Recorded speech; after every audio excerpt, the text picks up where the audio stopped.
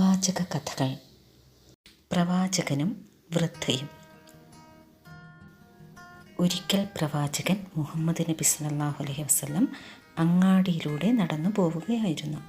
അപ്പോൾ ഭാരമേറിയ ചുമട് തലയിൽ വഹിച്ചു കൊണ്ടുപോകുന്ന വൃദ്ധയെ പ്രവാചകൻ്റെ ശ്രദ്ധയിൽപ്പെട്ടു. പ്രവാചകൻ ആ വൃദ്ധയോട് പറഞ്ഞു, "ആ ഭാരച്ചുമട് ഇങ്ങോട്ട് തരൂ, ഇത് ഞാൻ ചുമന്നുകൊള്ളാം." വൃദ്ധയുടെ ചുമടുമായി പ്രവാചകൻ അവരോടൊപ്പം നടന്നു. വൃദ്ധയ്ക്ക് പ്രവാചകൻ്റെ പ്രവൃത്തിയിൽ അത്ഭുതം തോന്നി. വൃദ്ധ പ്രവാചകനോട് പറഞ്ഞു, "ഇവിടെ മുഹമ്മദ് എന്ന് പറയുന്ന ഒരാൾ നമ്മുടെ പൂർവികന്മാരെയും ദൈവങ്ങളെയും ഒക്കെ തള്ളിപ്പറയുന്നു. അവൻ ആളുകളെയൊക്കെ വഴി പിഴപ്പിക്കുകയാണ്. മോനെപ്പോലെയുള്ള യുവാക്കൾ അവൻ്റെ പിടിയിൽ അകപ്പെടരുത്."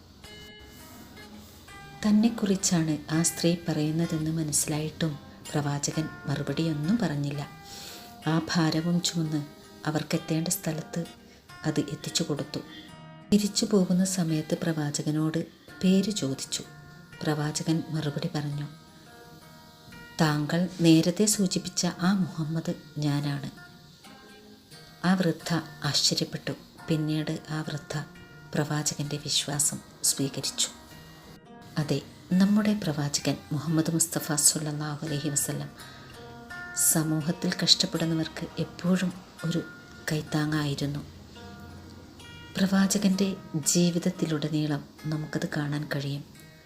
അതെ, പ്രവാചക വീക്ഷണങ്ങളും പ്രവാചക ശൈലിയും ആചാരങ്ങളും നമ്മുടെ ജീവിതത്തിലും പ്രാവർത്തികമാക്കാൻ നമുക്കും ശ്രമിക്കാം.